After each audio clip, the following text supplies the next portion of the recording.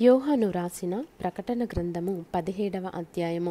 ఆ 7 పాత్రలను పట్టుకొనియున్న 7 దేవదూతలలో ఒకడు వచ్చి నాతో మాటలాడుచు ఈలాగు చెప్పెను, నీవిక్కడికి రమ్ము, విస్తార జలముల మీద కూర్చున్న మహావేశ్యకు చేయబడు తీర్పు నీకు కనుపరచెదను.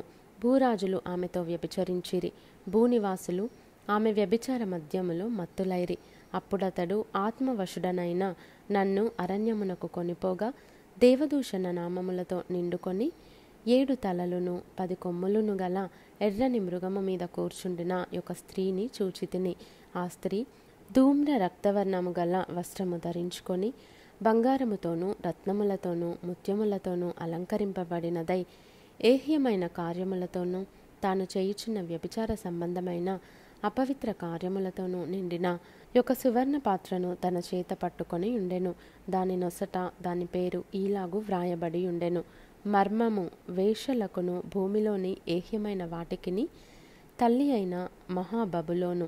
మరియు ఆ స్త్రీ పరిశుద్ధుల రక్తము చేతను యేసు యొక్క హతసాక్షుల రక్తము చేతను మత్తిల్లియుండుట చూచితిని. నేను దాని చూచి బహుగా ఆశ్చర్యపడగా ఆ దూత నాతో ఇట్లనెను, నీవేళ ఆశ్చర్యపడితివి? ఈ స్త్రీని గూర్చిన మర్మమును, 7 తలలును 10 కొమ్ములను గలిగి దాని మోయుచున్న క్రూర మృగమును గూర్చిన మర్మమును నేను నీకు తెలిపెదను. నీవు చూచిన ఆ మృగము ఉండెను గాని ఇప్పుడు లేదు. అయితే అది అగాధ జలములో నుండి పైకి వచ్చుటకును నాశనమునకు పోవుటకును సిద్ధముగా ఉన్నది. భూనివాసులలో జగదుత్పత్తి మొదలుకొని జీవగ్రంథమందు ఎవరి పేరు వ్రాయబడలేదో వారు ఆ మృగముండెను గాని ఇప్పుడు లేదు. అయితే ముందుకు వచ్చునన్న సంగతి తెలుసుకొని ఆశ్చర్యపడుదురు. ఇందులో జ్ఞానము గల మనస్సు కనబడును. ఆ 7 తలలు ఆ స్త్రీ కూర్చున్న 7 కొండలు, మరియు 7 రాజులు కలరు. 5 కూలిపోయిరి, ఒకడున్నాడు, కడమవాడు ఇంకనూ రాలేదు. వచ్చినప్పుడు అతడు కొంచెము కాలముండవలెను. ఉండినదియు ఇప్పుడు లేనిదియునైనా ఈ క్రూర మృగము ఆ 7 పాటు ఒకడునయుండి తానే 8వ రాజగుచు నాశనమునకు పోవును. నీవు చూచిన ఆ 10 కొమ్ములు 10 మంది రాజులు.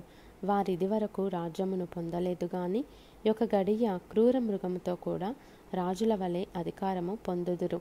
వీరు ఏకాభిప్రాయము గలవారై తమ బలమును అధికారమును ఆ మృగమునకు అప్పగింతురు.